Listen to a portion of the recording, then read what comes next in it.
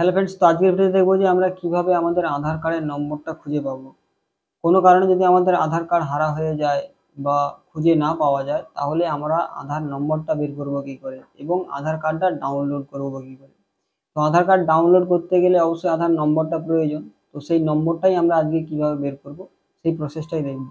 এমন হতে পারে কারোর নতুন আধার কার্ড করতে দেওয়া হয়েছিল, অ্যাকনলেজমেন্ট নম্বর দেওয়া হয়েছিল, এনরোলমেন্ট নম্বর, তো সেটাও কোনো কারণে হারা হয়ে গেছে বা পাচ্ছি না, বা এমন হয় অনেক দিন হয়ে গেছে এনরোলমেন্ট নম্বরটা দেওয়ার পর পিয়নের মাধ্যমে বাড়িতে ঘরে কার্ড আসবে এইভাবে বলেছিল দোকানদাররা, কিন্তু পিয়নের মাধ্যমে ঘরে এখনো হয়তো কার্ড এসে পৌঁছায়নি।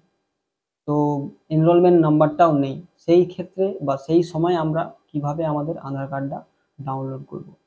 তো তার জন্য আমাদের কী করতে হবে, যে কোনো ব্রাউজারে এসে মাই আধার লিখে সার্চ করার পর আমাদের কাছে এইরকম পেজ আসবে। এরপর আমরা এখান থেকে এই যে প্রথম যে লিঙ্কটা পাবো, এই প্রথম লিঙ্কটাতে আমাদের ক্লিক করে দিতে হবে।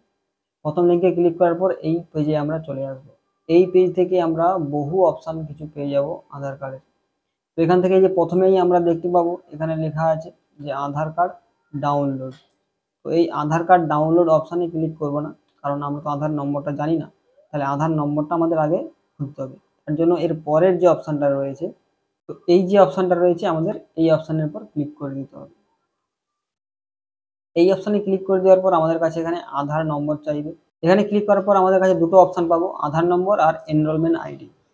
তো আধার নম্বর যদি চাই আমরা, তাহলে আধার নম্বরের ঘরে ক্লিক রাখবো, আর যদি আমরা এনরোলমেন্ট আইডি চাইছি তাহলে এনরোলমেন্ট আইডির ঘরে ক্লিক রাখবো। তো আমরা কিন্তু আধার নম্বরটা পেয়ে গেলেই হয়ে যাবে। তো আধার নম্বরের ঘরে ক্লিক করব, আর এখানে কিন্তু নাম লিখে দেবো, যার আমরা কার্ডটা খুঁজতেছি তার নামটা লিখে দিতে হবে। আর এরপরে যে মোবাইল নম্বরটা লিঙ্ক আছে সেই মোবাইল নম্বরটা এই ঘরে লিখে দিতে হবে। এরপর এই যে ক্যাপচা রয়েছে এই ক্যাপচাটা দেখে দেখে এখানে লিখে দিতে হবে। দেওয়ার পর সেন্ড ওটিপিতে ক্লিক করে দিতে হবে। এবার অনেক ক্ষেত্রে হতে পারে ছোট বাচ্চার নতুন এনরোলমেন্ট আইডি পড়েছিল, আধার নম্বর পড়েনি, তার কিছু সমস্যা আছে, তো সেই এনরোলমেন্ট নম্বরটাও নেই। তো এনরোলমেন্ট নম্বরটাও যদি চায় তাহলে সেই একইভাবে এনরোলমেন্টের ঘরে টিক রাখার পর নাম, মোবাইল নম্বর, ক্যাপচা দেওয়ার পর ওটিপিতে ক্লিক করতে হবে।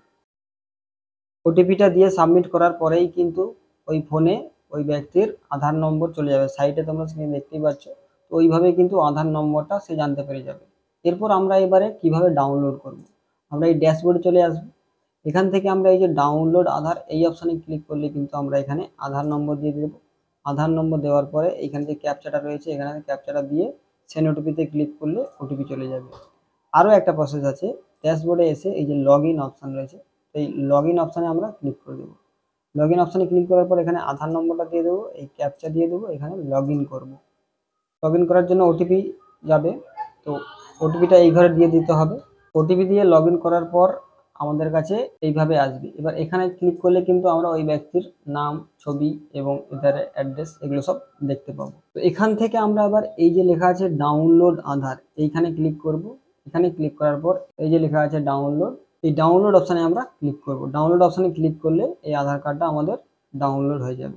ডাউনলোড হয়ে গেছে। তো এই প্রসেসে ডাউনলোড করার কারণটা কি?